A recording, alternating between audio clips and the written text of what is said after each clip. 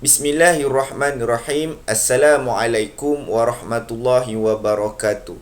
Alhamdulillahirabbil alamin wassalatu wassalamu ala asyrafil anbiya'i wal mursalin wa ala alihi wa sahbihi ajmain. Pertama sekali, marilah sama-sama kita memanjatkan rasa kesyukuran kehadrat Allah Subhanahu wa taala kerana dengan limpah kurnianya pada hari ini kita masih diberikan kesempatan oleh Allah Subhanahu Wa Taala. Masih diberikan nikmat iman, nikmat Islam, nikmat kesihatan dan nikmat-nikmat yang banyak telah Allah berikan kepada kita semua. Dengan nikmatnya juga pada hari ini kita diberikan kesempatan oleh Allah Subhanahu Wa Taala dalam satu program Kem Bestari Solat. Dalam program Kem Bestari Solat kali ini, murid-murid akan mempelajari tajuk amali wudu. Dalam ayat Al-Quran, Allah ada menceritakan tentang kefarduan wudu. Dalam surah Al-Ma'idah ayat yang ke-6, A'udzu billahi minasyaitonir rajim.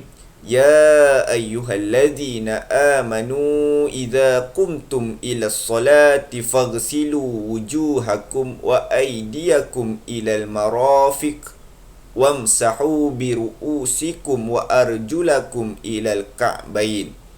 Yang bermaksud, hai orang-orang yang beriman, apabila kamu hendak mengerjakan solat, maka yang pertama basuhlah mukamu, yang kedua dan tanganmu hingga ke siku, yang ketiga dan sapulah sebahagian dari kepalamu, dan yang keempat dan basuh kakimu hingga buku lali.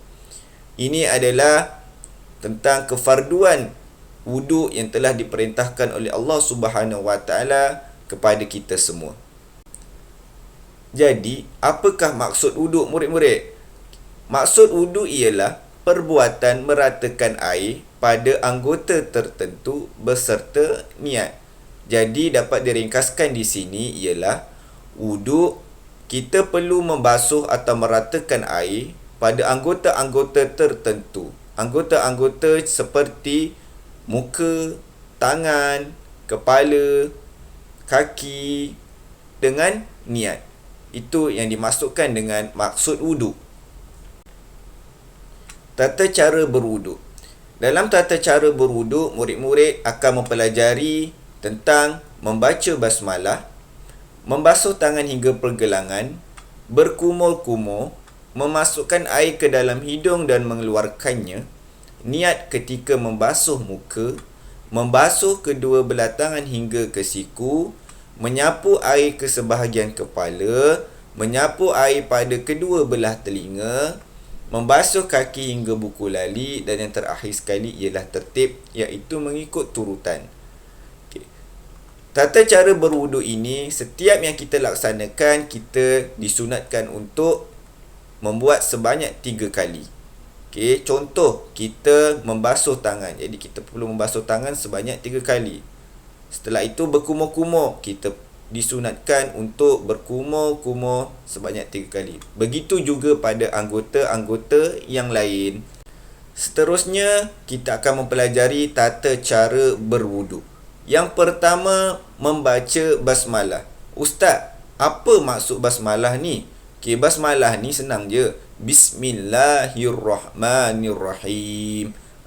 Kita memang disuruh untuk membaca bismillah sebelum melaksanakan apa-apa perkara sekalipun. Begitu juga semasa kita hendak berwuduk.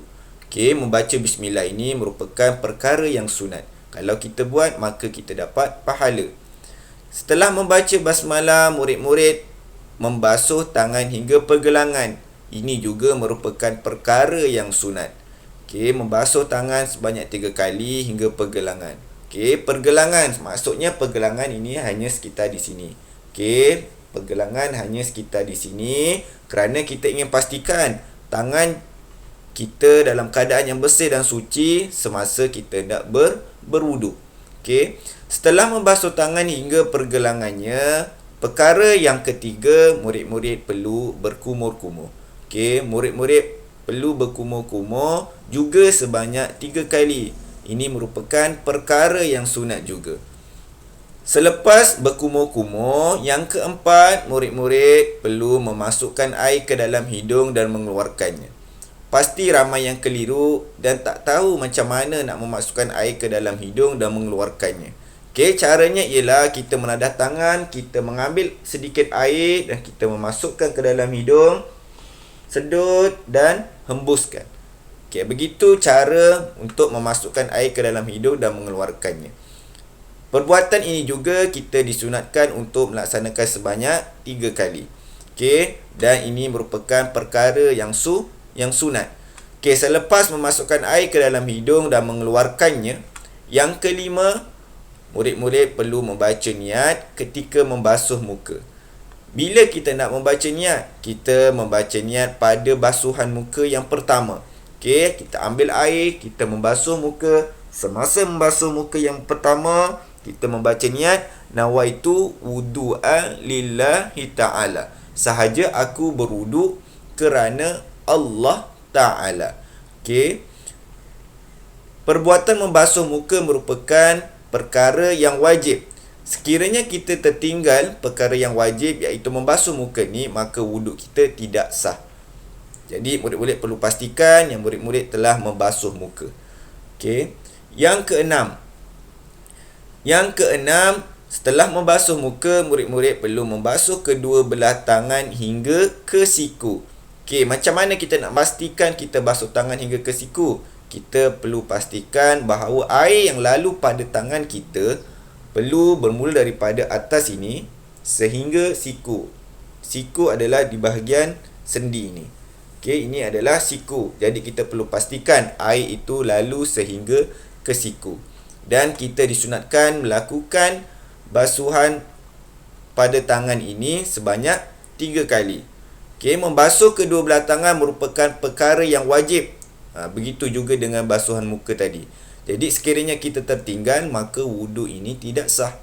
Okey, setelah membasuh kedua belah tangan hingga ke siku, perkara yang ketujuh ialah menyapu air ke sebahagian kepala. Okey, menyapu air ke sebahagian kepala kerana ini juga merupakan anggota wuduk yang wajib. Okey, sekiranya kita tertinggal, kita tak basuh, maka wuduk kita tidak sah. Okey, yang ke-8. Yang ke-8, perkara yang sunat, iaitu murid-murid menyapu air pada kedua belah telinga. Ada celah-celah yang perlu kita pastikan bahawa air masuk ke bahagian dalam telinga ini. Jadi kita perlu pastikan bahawa air itu betul-betul lalu dan terkena pada setiap celah-celah yang ada pada telinga kita. Anggota yang seterusnya, yang ke-9, ialah membasuh kaki hingga buku lali. Okey, kita perhatikan gambar yang berwarna putih ini. Ini adalah bahagian kaki yang perlu kita basuh. Terutamanya apabila melibatkan air lalu di celah-celah jari ini. Kita perlu pastikan betul-betul okey, air lalu bermula daripada sini sehingga ke buku lali. Begitu juga basuhan ini kita perlu dan kita disunatkan untuk membasuh sebanyak 3 kali. Okey. Dan anggota membasuh kaki hingga buku lali ini merupakan anggota yang wajib. Jadi sekiranya kita tertinggal, maka wuduk kita tidak sah. Dan yang terakhir ialah tertib, iaitu mengikut turutan. Jadi kita perlu pastikan yang kita berwuduk ini mengikut turutan. Kita tidak boleh membasuh kaki dulu baru membasuh muka, ataupun kita membasuh tangan dulu baru berkumur. Jadi perkara itu tidak mengikut turutan ataupun tidak mengikut tertib. Jadi apa-apa sahaja sekalipun dalam berwuduk ini kita perlu mengikut tertib. Okey, selepas berwuduk kita digalakkan untuk membaca doa. Okey, apakah doa selepas wuduk? Mari sama-sama kita membaca doa selepas wuduk. Okey, bismillahirrahmanirrahim. Asyhadu an la ilaha illallah wahdahu la syarikalah wa asyhadu anna Muhammadan abduhu wa rasuluh. Allahumma ij'alni minat tawwabin waj'alni minal mutatahhirin waj'alni min ibadikas salihin. Aku bersaksi bahawa tiada Tuhan selain Allah yang Maha Esa. tidak ada sekutu baginya. Dan aku mengaku bahawa Nabi Muhammad itu adalah hamba dan utusan Allah. Ya Allah, jadikanlah aku dari golongan orang-orang yang bertaubat, dan jadikanlah aku dari golongan orang-orang yang suci, dan jadikanlah aku dari golongan hamba-hambamu yang soleh. Jadi ini ialah doa selepas wuduk. Itu saja berkaitan tentang amali wuduk, yang mana murid-murid telah mempelajari tata cara berwuduk. Sebelum kita tamatkan pembelajaran ini, marilah sama-sama kita perhatikan kata-kata hikmah ini. Wuduk itu bersuci, bukan mandi. Jadi jimatlah, jangan bazir. Okey, apa yang ditekankan dalam kata-kata hikmah ini, semasa kita berwuduk, janganlah membazir air. Jimatlah, kerana membazir itu merupakan amalan syaitan. Mudah-mudahan pembelajaran ini memberikan manfaat kepada semua murid dan murid-murid dapat melaksanakan amali wuduk dengan sempurna. Itu saja pembelajaran kita pada hari ini. Wabillahi taufiq wa hidayah. Wassalamualaikum warahmatullahi wabarakatuh.